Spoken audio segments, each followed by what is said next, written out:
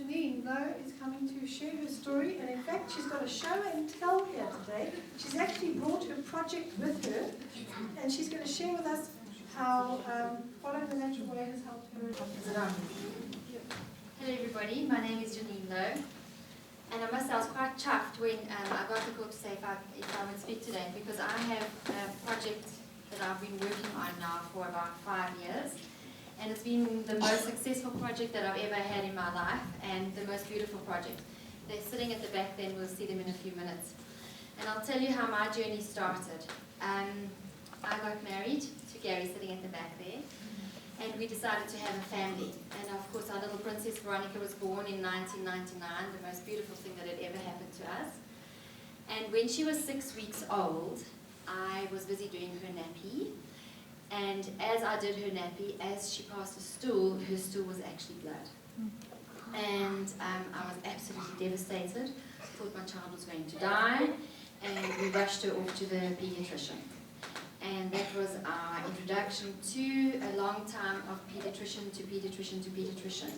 My daughter was ill. They couldn't determine what was going on. In fact, one pediatrician phoned another pediatrician for another opinion, and we went from one to the other. And eventually they said, we know what the problem is, it's your breast milk. Take her off your boob immediately, and we put her onto soya. It was wonderful because there were no more blood in the stools. They'd done tests, and it had been proven that there was blood in the stools, and the milk had actually sorted out our problem. And from when she was about a year old, we started with ear infections, upper respiratory tract infections. Once again, pediatrician to pediatrician to pediatrician, and my little daughter was just, she was healthy. She was, let me put it to you this way, she was normal. Because she got ear infections, she got sick, she got tonsillitis, etc., etc. And we had a set of grommets put in her ears, because that's what we were told needed to happen, to drain the mucus. And then after that they said that, and then the tonsils started, and they said she'd probably have to remove her tonsils. But in the meantime, she had developed baby asthma. And I had her on ventilators, and after 6 weeks the ventilator, the breathing route, as we call it, would no longer be effective enough, so we had to up the dose, and we had to up how many times a day she had it. And one day I read what was in this stuff, and I got the fright of my life because there was cortisone. And I picked up the phone to the pediatrician and I said, but I'm giving my daughter cortisone every day of her life. And he said, man, all the asthmatic children have that, but don't worry, in 3 months' time she'll be off it. And needless to say, it carried on and on and on and on. And eventually I decided, I can't do this. And I read The Natural Way. And we went on holiday that December because I read The Natural Way, got the fright of my life, put it down, went on holiday, came back with a sick child. And I then phoned Sue. Thank goodness for Sue. And Sue said, all right, this is what we're going to do. And in the beginning we thought, no, this is not doable. In the meantime, I had a second child, Michaela. And I thought, you know, history actually can't repeat itself. Lo and behold, Michaela at 6 months had her first set of grommets. And so it just continued, and I thought that we had to make a change. So we made a change to the natural way. We first of all started with our barley life, and our just carrots, and our ready beets, and our flax oil in the morning. I nearly gagged, the children did gag, and we thought, what are we going to do? I phoned Sue, and she said, okay, yours in water, children's in juice, series apple juice. And we did it, and now it is a not negotiable. When we go on holiday every year, all our meals are prepared for us, so we have little choice. But our barley life, our just carrots, our ready beets, and our flax oil are not negotiable. Even my vleesracing aardappels husband has it as well every day of his life, and we know that that's just become a way of our lives. I then had, surprise, surprise, a third child, and I was then totally on the natural way, and I was starting to become a consultant. And I thought, well, watch how history is going to repeat itself this time, because it's happened twice with my little girls. And Declan, by the way, with Veronica, I discovered that not if I had taken her off the boob, if I had stopped eating my wheat and dairy, which is actually what was the problem in my little daughter, I would still have been able to breastfeed her all the time. Anyway, but be that as it may. So then Declan was born. I was now nearly a consultant, and I had Sue on the phone, I think, every single day for the first 6 weeks, 3 times a day. Declan was a fully breastfed baby. He has never had grommets. We have been to the doctor when he's gouged his head open on the swing. We have been to the doctor when they've cut themselves.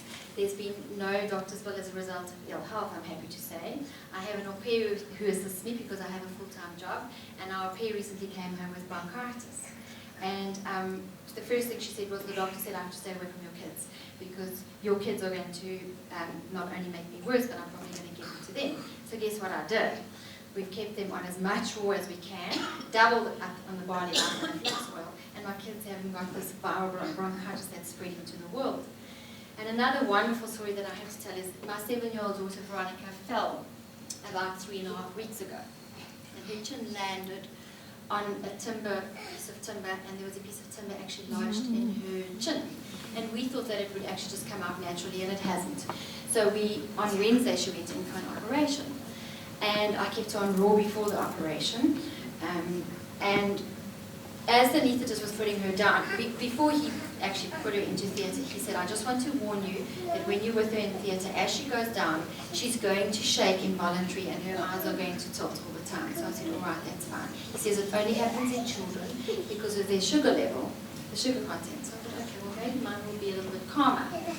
My daughter fell asleep immediately, and there were 11 children in the ward, and we were so surprised, my husband and I, because there was one out of the 11 children who was not screaming, hitting their parents, going through a really bad wake-up from anesthetic, and that was my daughter.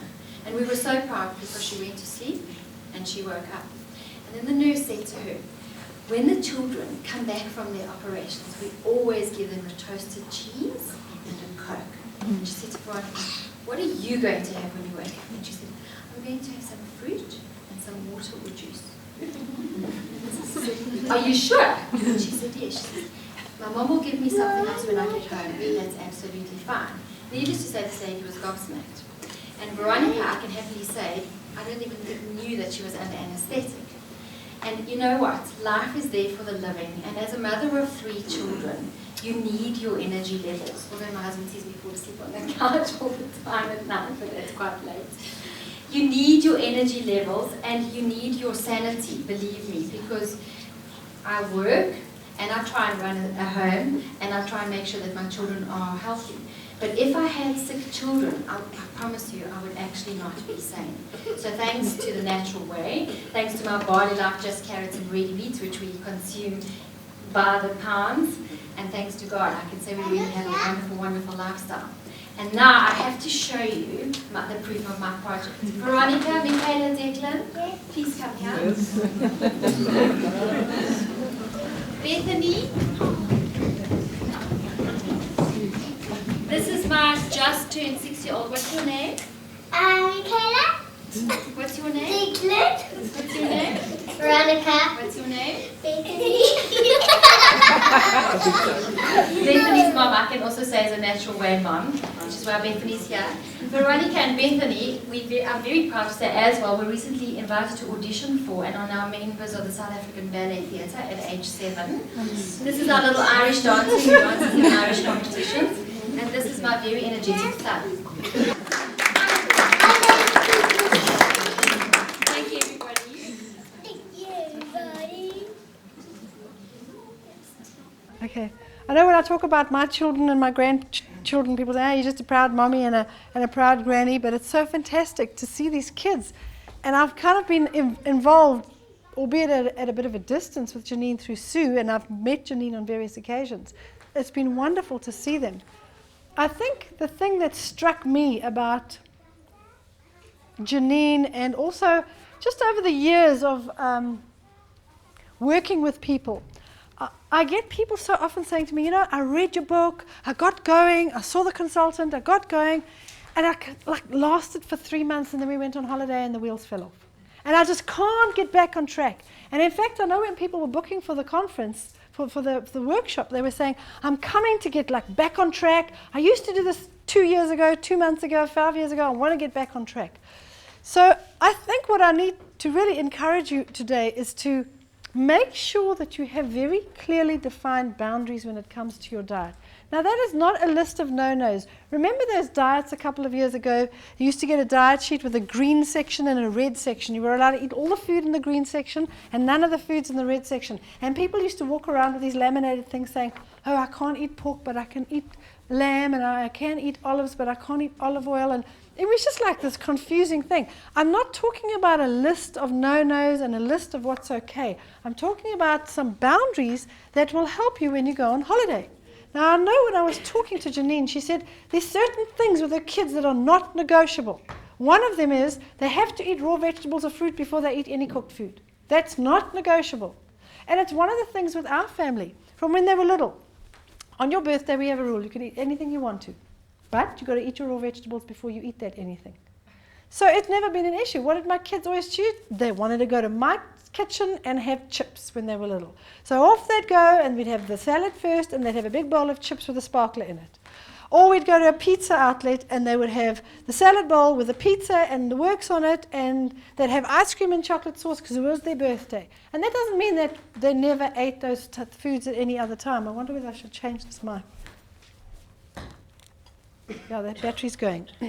So it doesn't mean that, you know, we live this rigid life and we never eat anything else. You know, I was doing a couple of assessments, and some people were like really excited I'm doing this, and other people were like, don't look at my food, don't look at my sheet, I don't want to show it to you. And there's this perception that we live this very perfect life and we never do anything wrong. I love cheesecake. I love it. And I will eat it if I feel like it. But in the old days, I would have probably eaten a cheesecake every day of my life. Now I probably have a slice of cheesecake every 2 months, but I make sure I eat the best cheesecake I can find. I don't just go and eat any old rubbish. But I have my boundaries in place, that I've got to eat something naturally sweet before I eat the thing that's baked and in packets or whatever else. So I will eat some raisins on the way. I will plan my cheesecake, and I will eat my raisins on the way, or I'll eat an apple on the way. So when I get there to eat my cheesecake at the berry farm just outside Stellenbosch, between Stellenbosch and Franschhoek, which is my favorite place to get it, the best place here in Johannesburg is Casselinga restaurant. It's even better than the berry farm. Casselinga, they're out in Honeydew, down opposite Garden World, go down the road, wonderful food, take a walk around the organic vegetable garden afterwards, they make the best cheesecake. So I come up to Joburg perhaps twice a year, I go to Casselinga and I have cheesecake. You're all looking at me with disgust, like, it's cheesecake? Yes, I do, but in the old days I said I eat the entire cheesecake. Now I have 2 bites of it and I'm full and I think I've had enough. I tasted it and it's nice and that's the end of it. I'm not obsessed with it anymore. If I feel like eating ice cream, I'll eat it. I just can't find any decent ice cream in South Africa, so here I have a little ice cream machine. I make my own. When I'm in the UK or in the States, they make organic ice cream. Everywhere you go, you can get organic ice cream with organic sugar and organic milk, and it still causes mucus and snot, but it tastes nice. So I eat it once when I land there, and then I don't feel like it ever again. So it's not, but I have those distinct boundaries, and the 5 steps that you've got in your notes are what are your guidelines that keep your boundaries. The 1 fruit meal a day, as much as you like. So when you're on holiday, you have your fruit meal. It's not a big deal. The beauty of keeping these boundaries in place is when you come back, you don't get that post-holiday flu.